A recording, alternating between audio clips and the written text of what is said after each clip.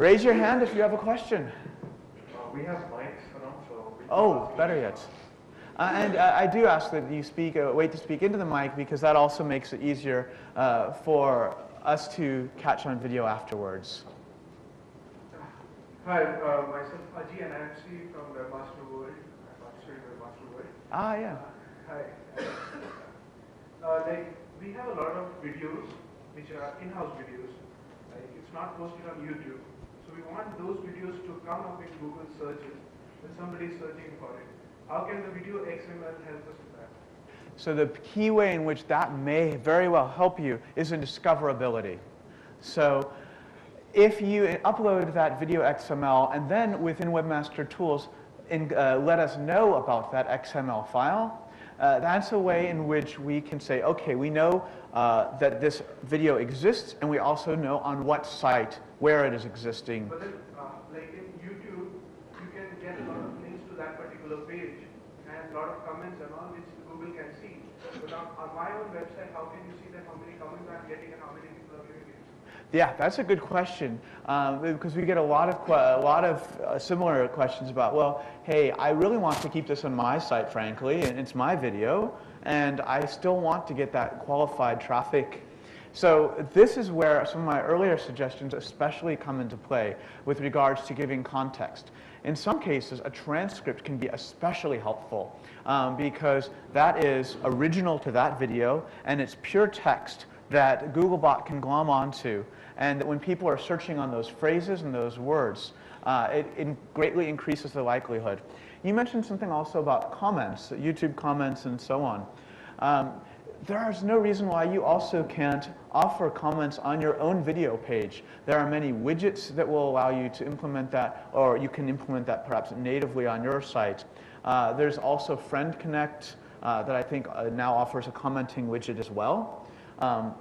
Although I do have to say, with honesty, I am not sure if that Friend Connect text will be indexed, because I think that may be brought in through JavaScript, and we cannot guarantee indexing of that type of text. But that still helps create a community, or can help create a community around those videos. So any description, summary, comments, reviews, anything that you can add to those video pages is very likely to help your site's presence in Google and get more attention from qualified users. Oh, if you can please, have to wait here. Oh, I'm sorry, you also have the mic. My apologies. Okay, you had started. Go ahead. Yes, I am Ashish. I have just one question regarding the title tags. The title tags, does it depend on the length of the title tags, and keyword density is important in the title tags? So I'm really glad you brought up keyword density. That's a great question. And we've heard this a lot. And to my knowledge, at least as long as I've been at Google, keyword density has not been a core factor that we're looking at in either the main site text, title tag, or any of the other associated tags that we have, especially since we're able to look at synonyms. In contrast, we may think, if you go to the extreme with keyword density, it may actually be negatively as keyword stuffing. Stuffing is something that violates our Webmaster Guidelines. So I would actually be on the conservative side of that. The example that I had given, for instance, the one with the restaurant and the title tag, included the three core components of the business name, perhaps especially important for local, a quick mention of a city or like Bay Area or such and such area, and then what that very specific page is about, a menu or a contact us page. And there's no need to repeat words within that title tag, and if you repeat once, okay, it's not going to hurt you. But if you, like for a cricket site, you know, cricketexperts.com, talking about cricket scores, cricket reviews, the best cricket videos, and all the getting that specific. Yes, my name is Sanjay. I have a food site, a recipe-based site, which is got like 15 or 20,000 recipes. Now, question is, one is, how do I optimize each recipe is different? You have a biryani, and you have a paneer, and you have a pasta, and you have a salad. So I have my title tag, say, vegetable biryani, let's say, by XYZ company. Now, how do I set up my meta tags, my meta titles? Each one is different. How do I optimize it for an SEO? And the next is, does Googlebot cover 100% of your site when it's crawling? Because my site only 40% is covered by Googlebot right now. Yeah. Okay, let me tackle both of those. So when it comes to meta tags, meta description, meta keywords, title tag, all of that, I actually very much recommend a specific blog post that we've written. And I'm embarrassed, I don't remember the exact title. But if you do a search for like these meta things, different meta tags, and then do Google Webmaster Blog, you will almost undoubtedly get this entry where we talk about how can you optimize those, which tags are important, which ones don't matter. And of those ones that matter, how can you optimize those specific tags? Let me touch upon one specifically here, which is the meta description tag. Your meta description is one of 3 possible venues for the snippet that shows under your site in the search results. So you know that the title is pretty much 100% of the time coming from your title tag, but your snippet comes from either, the first most prominent way, it's coming from context. So if someone is searching for a particular word, set of phrases, we will try to find that within your site and then include that, the words around that as a snippet in the search results. Another option that we use sometimes is the ODP, Open Directory Project, also known as DMOS. And particularly if we feel we can't get a good snippet or you don't have a meta description, we will potentially grab from the DMOS project. And that often is not optimal because that's on a site basis, not a page basis. So you have this site with many, many, many pages, and you want to know, like, what can you do with your tags to optimize on that page basis? The meta description is one thing you might want to look at, because that can also be used in snippets and can help give us a better understanding and users a better understanding of what that page is about. It's worthwhile putting in a sentence or a very short 2 sentences that describe specifically that recipe and the recipe type. That we also have within Webmaster Tools a tool that can identify even when you have used too many repetitive titles or repetitive meta description tags as well. So the meta description is one way that you can distinguish the pages apart. Also involving the community in those recipes, whether it's through comments or having people review, or even inviting your users to tag and say, okay, this one I'm tagging it for extra spicy, I'm tagging it for easy preparation. You can do the tagging, you can invite your users to do the tagging. That's providing, again, extra information and context that could be useful for a site like this. And the last component I wanted to answer for you is you have this large site with, I'm assuming, lots of great content, many, many pages, but Googlebot at present is only either crawling some or only indexing some. 2 parts here. How do you get Google to crawl more? Some ways you can do that. One is you can move the slider in Webmaster Tools to say, crawl me faster, crawl me more comprehensively. We have that as a slider because some people have many, many, many pages but not very strong servers, and we don't want to hurt their site by too many crawls. So that's one option.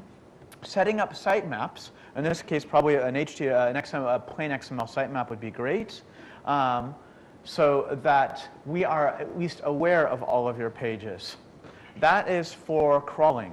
Now, for getting more pages indexed and shown in results, a lot of that is going to involve patience and getting high-quality, relevant links to your sites. So this then involves engaging in campaigns, marketing campaigns, awareness campaigns, participating on other sites. Perhaps there's a cooking site where someone says, hey, I'm having my daughter's 16th birthday and I don't know if she has 100 people coming. I don't know what I can possibly cook for her and I have only a small oven. And you say, hey, I have a great idea. This is one of my users' favorite dishes. And I think especially young kids love this dish. And you can find also other recipes that are like this in the same category, easy to prepare, on my website. So that's not just simply a obnoxious name dropping. That go check out, I have a recipe site, go check mine. But rather, hey, I have some ideas for you specifically. Participating thoughtfully. And that, whether that link passes PageRank or not, you don't know. Maybe it's no followed. But that link is giving you very likely qualified traffic. And as more people know and you get more qualified links, you are very likely to get more pages indexed from those which are crawled. And lastly, I would say, make sure you use Webmaster Tools to get a more comprehensive view of how Googlebot is seeing your site. Hi, I'm Ravi. I have rather a peculiar question now. I have set up a site A, and it has a lot of original text. Generally, it takes about 10 days for the search results to appear in Google search. In meanwhile, what happens, a couple of people who just copy and paste the text from my site to their blogspot.com blog or blog sites. So it almost instantly it appears on the Google search results, and so I'm losing sort of results for that cut and paste business. So how do we solve this one? Because Blogger is getting a lot of visitors and they have got a lot of general link backs than my site A. And how do we solve this problem? Yeah, I've heard this before. This is not just your fault or your problem. So I want to make sure that that I understand. So you have a site and people are essentially stealing content from your site, and they're taking the content that you've worked on and they're pasting it onto to other blogs. So are you also making this content available by permission to other sites, or you are just wanting to keep it exclusively to your site? Generally, it's free for use, and the people can use that. My problem is I have generated the original text, but somebody who has stolen my text and pasted on their blogspot particularly. The result is almost instant. In about in 1 hour, result appears, but it takes 10 days for my site to appear in the site results. Got it. So there are two different things you want to be looking at here. One is making sure that your own site is crawlable and has high quality links. I would check, for instance, for crawl errors. If we've been having, within Webmaster Tools, if we've been having any problems crawling and indexing your site, you may often get a warning message there. I also have a legal hammer that you may wish to consider. If, for instance, you are getting the same jerky blog that is taking much of your content and pretending it is theirs, you can file what is called a DMCA request. Because Google is based in America, this law should also apply, I believe. And it is a form that you fill out, and you state that I hereby swear that this is my content that I have written, it is owned by me, and that I have not granted permission to this site to use my content. And when that is signed, then we will typically take quick action to actually remove that other blog from our search engine and to remove that from the index. But if they are, even so, if as the legal issue aside, it seems to me there may be a crawling or a link issue with your site that if there are such strong difficulties in getting indexed in that way. So also, if you have not already put a sitemap, both an XML and an HTML, I would highly recommend that as well. And then lastly, if you have already done all these best practices that I'm mentioning, please do post your site in our forum, because there are people that have, on Google's side, that have tools that may be able to do investigations on their own and try and figure out inside what might be going on. Oh, we have to wait for, who has the mic? Oh, right here. Sorry, we have to wait for this gentleman first. Yeah, my name is Ramakrishna. Basically, I have two questions, both of them with regard to the tools available in the Google Webmaster Center. The first one is setting the geographical location for getting the rank in a particular area. So the main problem what I have is our website, basically we have set a geographical location to US, it belongs to US, but unfortunately we rank high in India and we get huge Indian-based traffic. And that's the main thing, how I can resolve this. Because my traffic, I expect more traffic from US. I we are basically US-based website, and we want more US-based traffic rather than Indian-based traffic. It's almost 2 years since I have actually set the geographical location in US rather than India. Can you tell me briefly, what is your top-level domain? Is it a .com or a .co? It's a .com. Okay. Okay, you have a second related one, or do you want me to just tackle that? Yeah, the other one is about the next other tool available, that is a preferred domain status. I mean, what is a preferred domain status? Multiple times, even though the preferred domain status is actually set to http www.domain.com, but sometimes I observed that without www.http.domain.com, they actually appear in the results, and fortunately or unfortunately, because of that, sometimes the rankings get dropped down. So I really want to know how effectively both of these two options, which are available in the Google SearchMasters Center, will really help us. Got it. So we have geolocation and canonicalization. Yeah. Okay. So with regards to geolocation, we take a number of things into account, even beyond the geo-targeting tool. So we look at, certainly, the very first thing we look at is the TLD. So a .com is ambiguous, so that doesn't in itself give us a very strong hint where a site may be based or what its target audience may be. Excuse me. The second part we look at is where the hosting is based. And that gives us a hint. Just out of curiosity, where is your hosting? It's in the US. So the hosting is also in the US. Okay, and then the geo-targeting tool also, as you've discovered, allows you to give us a hint and say, hey, I know it's a .com, and here is it actually is targeted for the US region. And the name domain name start also with USA only. Wow, so you have just been hitting us over the head and saying, come on, it's American. And so we also look at a number of factors. So we strongly attempt to give locally relevant results. And that means that if we find that a site is particularly of interest to a specific demographic, location, etc., that may also tell us more, oh, it really is being useful for this particular area. But your case seems particularly curious, I'll admit, because it sounds like you've actually used all these signals and all these components correctly with regards to geo-targeting. And also I'd like to add, actually be ranking the one-box listings on the top. For example, if you put US related, further, suppose if you put some New York related keyword, there we are actually second for that particular thing in the listing.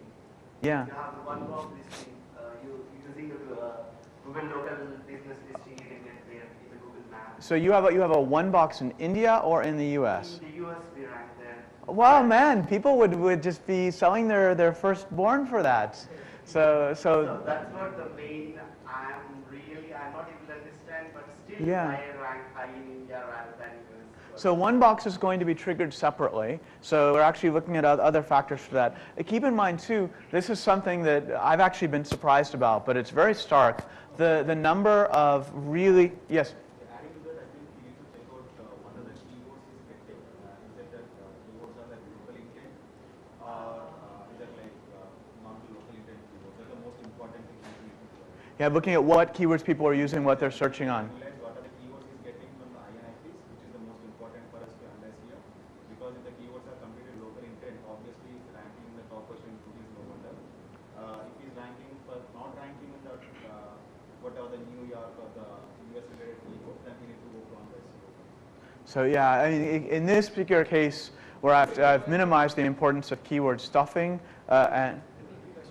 Oh, okay, Paul, can you?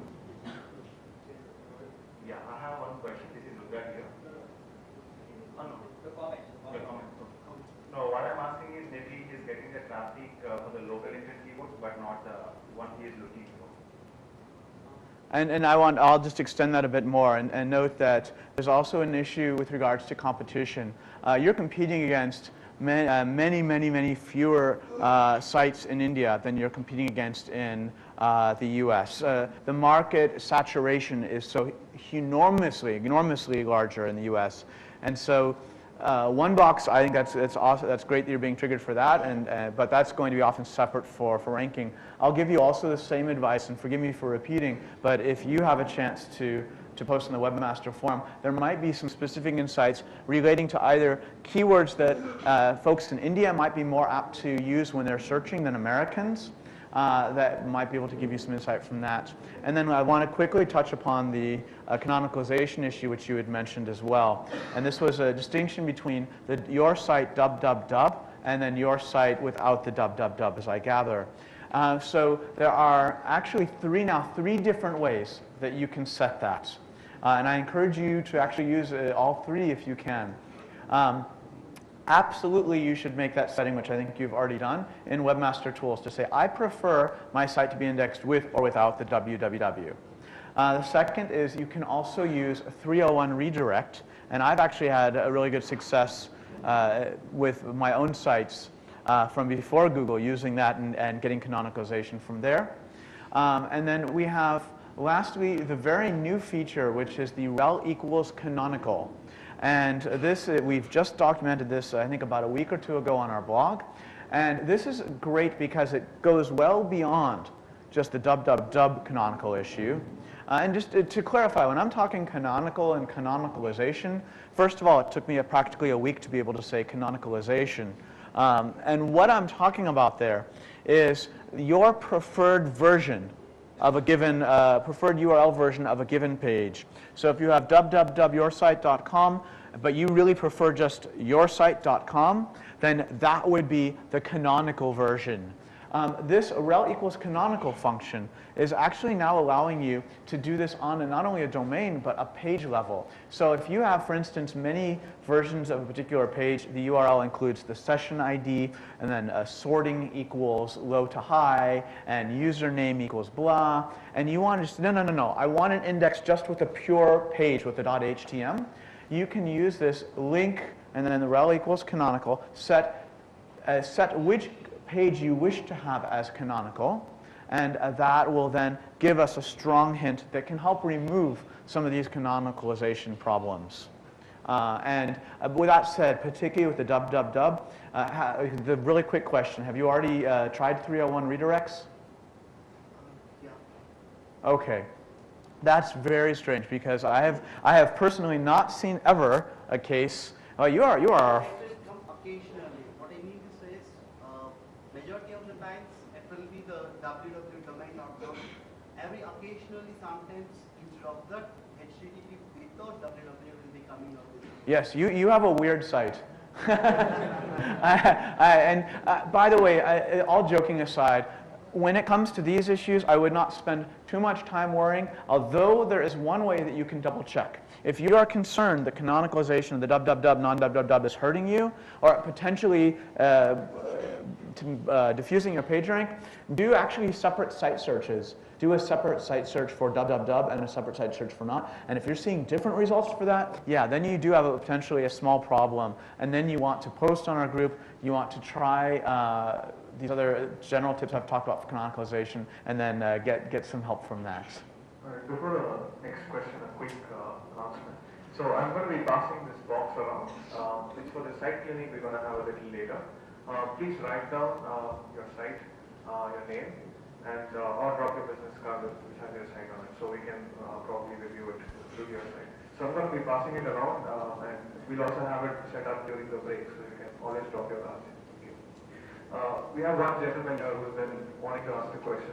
I would also like some mics to go at the back so people at the back can get some questions. And I'm sorry, even before we get to that, I want to note that, first of all, I'm really happy that you guys have many questions. I always find this to be some of the most fun times of conferences.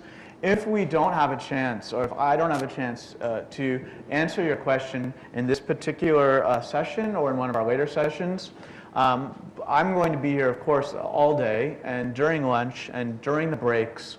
And I very much invite you to ask me your follow-up questions then or other questions. And while I won't be having much of a chance to be looking at the groups personally for the next weeks because I'm continuing to travel, My colleagues, both in India and outside of India, are very, very active. And I stress again not to be shy about giving any of your webmaster questions, posting any of them on that group. So with that said, there we go. Adam, my name is Rahul Pandey. I have a travel-related website. Regarding tactical tags and meta tags, I can see many of my competitors are doing keyword stuffing and tactical stuffing, and they are ranking ahead of me, ahead of my website. Okay, and now I have two options. Either I do the same thing and stuff my tactical tags and meta tags and rank ahead of them, or I should wait for the Google.com to recognize my website that whether I'm doing the right thing or they are doing the right thing. So it's a dilemma question for me what I should do. So I have a happier answer for you and a clarification as well. Very often we've seen, and I've heard this a lot, that, hey, my competitor is doing such and such, and they're ranking higher, and I know it's because of what that specific thing they're doing. And when we do our inside research, and we have all of our internal tools to see why things rank the way they do, in almost every case, we find that that's actually not the reason why they are ranking so high. It may very well be that they're still engaging in dirty tricks, and there is no excuse for doing this kind of keyword stuffing and stuff like and such. So I'm not excusing them at all, but I'm saying that even if you started doing, the reason I mention this is that even if you started doing that keyword stuffing, it's just as likely that you would end up sadly being the one penalized or having no help. So that now you know that there may not be correlation. What do you do in this case? I would definitely have no shame in reporting those sites. And using our spam report, we actually have two different versions of our spam report. Unfortunately, I already submitted my spam report for at least 2 times, and nothing happened so far. So I want to ask you, did you submit that spam report on the general one, on the main? No, the master tool section. Oh boy. Okay, so I will have to go and tell my colleagues to be faster on this. But joking aside on that, the majority of what we do with those spam reports is we're looking to figure out, why did we not catch this? How can we improve our algorithms to catch this? And if you have not submitted that spam report, if you've submitted it recently, then I'm afraid I would not recommend doing it a third time. I'm sorry? It's a couple of months ago I submitted the report. Yeah, a month ago, yeah, we are faster than that. So this is one of those actually unhappy occasions where, for whatever reason, we have not attacked that specific site with a violation. The best way to jump ahead would be to actually do the promotion that gets you more high quality links than they have. They may have gotten a leg up because they happen to get lucky with some mentions from newspapers or authoritative sites. And very often we find it's that mix of content and links that is getting that boost. Yes, they had some links from news-related websites, some thousands of links from news websites. Yeah, it is, and you said this is a travel industry, right? Right. My goodness, this is absolutely one of the toughest industries in the whole world that I've seen. This and the real estate industry are very, very tough. I would like to see both your side and the competitor side, and if you will then also post that in our forum, I think that would be interesting to come to our attention, that we may want to still take action on those competitors that are doing webmaster guidelines. One more question. I have a big website with some 100,000 pages. And I already submitted by citing a file to the Google Master tool, having good navigation structure also, and some good content also. But only 25,000 plus pages are indexed. So what I should do to improve that number of index pages on your website? Much of the same advice I'd given this gentleman. A lot of it's going to be patience, and it also is going to be the frank expectation that you may not get the rest of the pages indexed for years. We have, believe it or not, as Google, limited resources, and we have to allocate what set of pages we can grab from which sites. As sites become viewed as more important, and I mean that not in any offensive way at all, but viewed as technically more important and getting more high quality links from authoritative sources, it is likely that as that site becomes greater in that metric, that we will crawl more frequently, we will crawl more deeply, and you will see more of your pages in the search results. Until then, it's simply, frankly, a matter of pounding the pavement, being patient, and continuing to write the type of high-quality, original content on each page. One other piece of advice I do have for you. With so many pages, I have no doubt that you are bound to have some specific ones that you view yourself as the most important, that you want to, that you think have the best content, or that are most important and useful for users. I would make sure that those are accessible from your navigation at a high level. And that means instead of having to click 3, 4, 5, 6 times to get to this page you want indexed, have it linked from your home page. Still within reason, of course. You don't want more than 100 some odd links on your home page. That's not user-friendly. But if you really want some pages indexed, put a link to that on your home page and say, we are featuring this page because it is a really great temporary special. And it's more likely that we will choose that over other pages to index, assuming it still has good quality content when it is elevated to that level. I want to make a quick distinction that this is not an issue of directories. So just because you may have a page that is high up, very close to the root directory, or contrastingly after many different, very deep in the path, within reason, we don't really care. The more important metric for us is how many clicks does it take for the user to get to that? And it's always, for you as a webmaster, a balance between sanity, having a reasonable number of relevant links on each page, and comprehensiveness, of being able to allow a person to jump from one page to many, many other useful and relevant pages on your site. That's also where HTML sitemaps come in handy. But when you have so many, tens of thousands of pages, the HTML sitemaps alone will not be sufficient. Hi, Mukta, and 2 questions. My first one with the short answer. You spoke about high quality relevant links. So I have a Facebook page which has a link to my website. Is that considered as a high quality relevant link? That's a great question. It's very hard to know on a specific site. So for instance, Wikipedia uses what's called nofollow. I know you'd asked about Facebook, but I'm giving you another big site example. And I know that the links that come from Wikipedia are very often great for giving you high quality, relevant traffic that are interested in people that are interested in your site. They're great, but they don't give you page rank because the nofollow on there is blocking that page rank.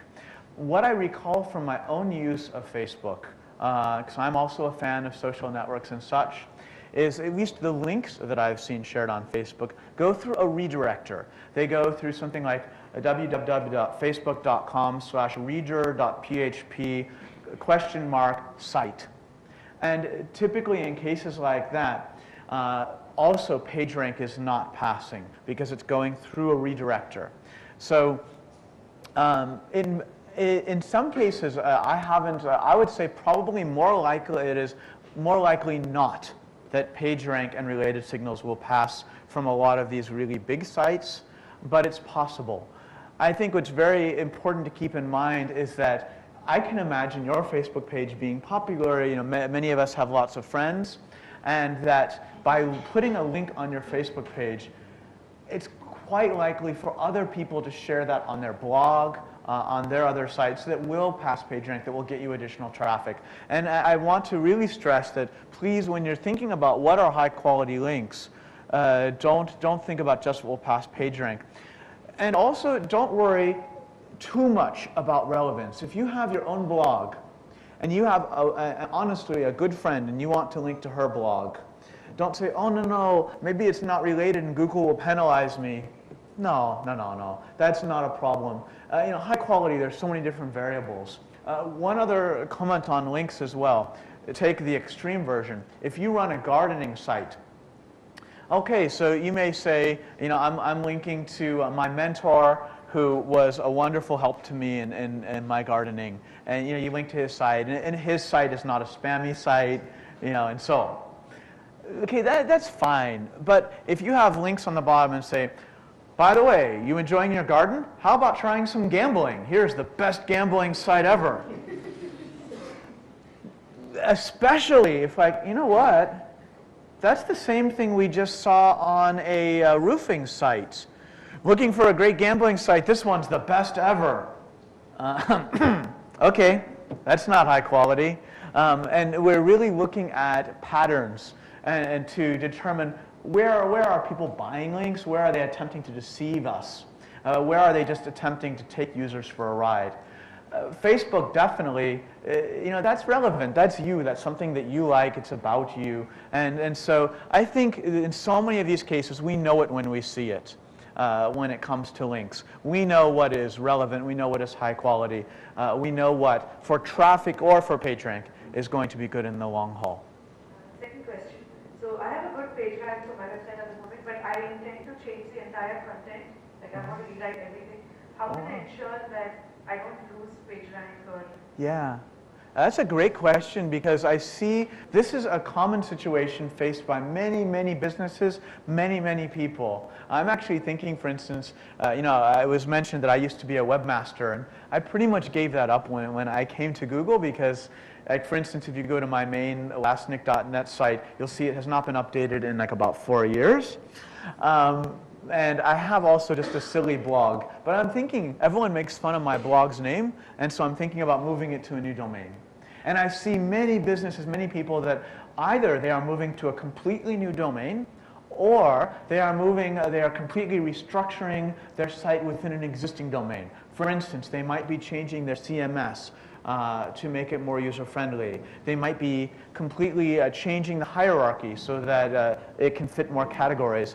In all of these circumstances, my biggest piece of advice to you actually is twofold. One is, to the extent possible, this is not required but helpful, try moving one section and seeing how that goes. That's often really helpful for you to spot, oh wait, I forgot to move these other pages that are part of that section, or this script is no longer working because it is based on a relative link and not an absolute link. You can uncover a lot of problems just by moving first a section and troubleshooting, before you move your whole site and go, oh my gosh, now these links, I have to fix everything like crazy. When you are moving, though, my biggest piece of advice, whether you do it all at once or in sections, is to use 301 redirects. And it's critically important that you do this on a page-to-page basis. So sometimes we've seen webmasters shoot themselves in the foot, where they have olddomain.com and they are redirecting it to newdomain.com. And what they do, unfortunately, and this is wrong, is they do in their htaccess file a 301 redirect of any page from olddomain.com goes to the actual root of newdomain.com. And that's horrible, because that means that for all 170 pages of old domain, you're pointing to the root page. So it sounds obvious, but it's the 301s, you want to be very careful, because just a wrong trailing slash and so on in your htaccess or whatever you use for your 301s can end up with a bad circumstance. And that's why I had said using the section by section. This is also another case in which you can make a great use of the webmaster tools, particularly the backlinks. So while 301s will definitely pass PageRank and related signals appropriately, it can take a little bit of time. And in fact, I will warn you up front that it is certainly likely that you may see a dip, not only in your PageRank, but even in your traffic for a short time. It could be days or a week or two. It's hard to say. It depends how often, in fact, it very much depends how often we are currently crawling your site. If we're crawling your site every day now, then the move will probably be faster. If less often, then less quick. One of the nice things about looking in the backlinks in Webmaster Tools is you can then, especially for partners, people that you already know and you like, and this is like, wow, this is from the Hindustan Times, dropping them a note and say, would you be so kind as to please update your link? We'd really appreciate it. Now, that, again, that's not required, but that's also going to be useful from a branding perspective for your users, especially if you are moving to a new domain. Then on other sites, people will see your new domain. And I think we may even have some documents or a document within Webmaster Help that talks about moving pages. Look for the keywords redirect and moving. And I think we'll also have some additional tips there as well. I have one question here, and probably time for about 2 more questions in the session. So I'll hand it to this gentleman right here. Thank you. I have 2 questions really. There's been this movement on the internet between pragmatists and purists. The pragmatists say, use tables for the layout, get the job done. Purists talk about the HTML being semantically correct. And one of the arguments we hear from the purists is that semantically correct sites rank higher. Is there any truth to it? Is the bot sophisticated enough to sort of rank the site higher if the semantics are correct? My second question is somewhat related. That's about microformats. We're seeing a lot of development on that front. Does Googlebot understand microformats?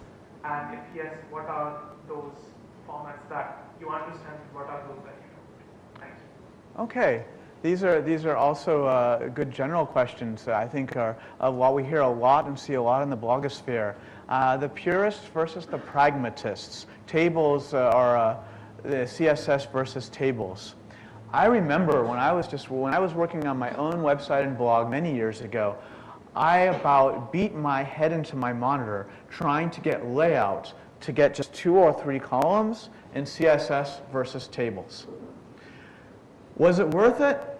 I'm not so sure, to be honest with you. So let me first say that we don't have any official guidelines that say you should use tables in this circumstance, you should use a CSS or beautifully XHTML closed tags. We crawl for the web that exists, not the beautiful, completely semantically correct web that we would maybe like to see. On a related note, we also get many questions about validation. If my site validates with no errors, are you going to rank it higher? Or if my site actually doesn't validate so well, are you going to penalize it? Will it rank lower? And I want to reassure you that while I think validation is great, and I think exploring CSS options where it makes sense from your own web development and in some other circumstances, I think exploring and using that is also great. Validation in particular can help make your site more accessible. By properly validating, it's more likely to show up effectively and fully on mobile browsers, to be read correctly on screen readers, and so on. So I think trying to validate your site is a useful, thoughtful exercise. Will we rank it differently? No.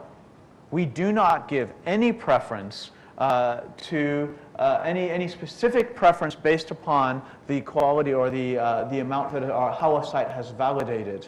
Similarly, we have gotten really, really good at understanding tables. A lot of this has to do with legacy. So many very high quality sites, university sites, government sites, although I understand saying high quality and government sites. A lot of government pages now are doing great. I've been very impressed, and a lot of them are still apathetic, just like in the regular web. But I digress. So use CSS when you can and when it makes sense. If you are actually doing something that is really a table format, like you're saying, product, price, location, my lord, don't try and stuff that into CSS. You'll just be hitting your head like I did. Do what makes sense. I think you also want to see I think the most important consideration is how well does it render. Look at it in multiple browsers, screen readers, phones. Particularly, tables concern me when you are looking at small screens. Whereas using floating divs and using line right and a lot of things that we're getting in CSS, it adjusts nicer, in some cases nicer, and in some cases not. Do your own testing. In this case, don't worry about Google. Lastly, a word about microformats. To my understanding, we are not yet supporting microformats, but we are keeping an active eye out to see in what ways might we or should we address understanding microformats to help how we're able to understand the content, understand context, understand concepts. And so right now, nothing yet, I believe, for microformats, but we're not ruling it out, which means that exploring that option on your own, I wouldn't call it useless. I think it could be interesting for you, also for your own internal searches as well, and your internal CMS. I think oftentimes microformats can help you make more sense of your own contents. Last two questions. Hi Adam, this is Amit Agarwal. I write a tech blog at Digital Inspiration. Ah, yes. My question is related to links actually. Now, as bloggers, we are very concerned about who we link to, right? But going forward, maybe 2-3 years down the line, we don't have control over the page that we have linked to, right? Yes. This may turn into a porn site or a gambling site. Yeah. But we are linking to it from our own site. So will that affect our site in the long run because we are linking to, say, a porn site, not intentionally, but it happened? Yeah. You know, there are a couple of things that we realized you don't have much control over. Legacy links in this case, I think it's completely understandable that sites are going to change ownership, they're going to change in quality, or like you said, sometimes, my goodness, can even become porn sites. And that's not what you meant, I'm assuming that's not what you meant to link to. We also realize that there are times in which bad neighborhoods may link to you. I've been very frustrated. For instance, I do a Google alert on not only my name, but also some of my favorite personal hobbies, my favorite cities around the world. I like to see what's being said about them and so on. And I get really angry when I say, wait a minute. So this particular article has one sentence from my blog and my name, and then some really nasty pictures and porn links that I don't even want to detail for you, and it's linking to my blog. Well, you know what? I don't have control over that. That's some spammer jerk. What we look at on both cases, both links coming in and links going out, is we look at two core things. One is patterns. Do you have a habit, particularly of your current links, of linking to high quality or low quality sites? And by that, I don't mean like if your brother has a blog and it's just a picture of his cat and something, okay, as cynics we might say, that's not very high quality. But I'm more talking spam and not spam, or bad neighborhoods and good neighborhoods here. So don't get too worried. We look at in the aggregate, who are you linking to? If you are linking to a set of really bad sites, particularly on your navigation, we see, wow, he's not only linking to one bad neighborhood, but all 3 links, and 2 of which he just posted recently. These are bad neighborhoods. When you look at the tools that we have internally, and even I'm still very excited about them, we're able to see link graphs in enormous detail and the history of that linking.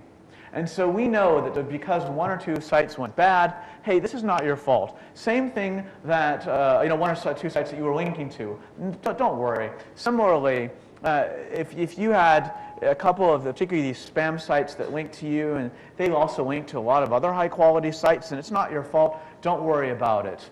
Again, we're looking at history and the aggregate patterns to make determinations on links. So yeah, all really good questions. Thank you very much, all of you, for especially so many of the good general questions and policy questions. I appreciate having a chance to address that. Oh, we have one more. Oh, I'm sorry, I misunderstood. I thought that was the last one. Wow, this is like the bonus one. We have about 5 minutes for this one. Oh, okay. Okay, thank you. Hi, Kumar. I just need more clarity on the duplicate content. I just wanted to know if someone steals my content, how do you know who is the original guy and who is the guy who has stolen my content? And if you find this is a website who has stolen the content, you analyze them, and what does it make an impact for those sites? I want to understand, how do you figure out who is the original authority of this content? Okay, that's a great question. How do we determine essentially original authorship versus how do we know who is the site copying?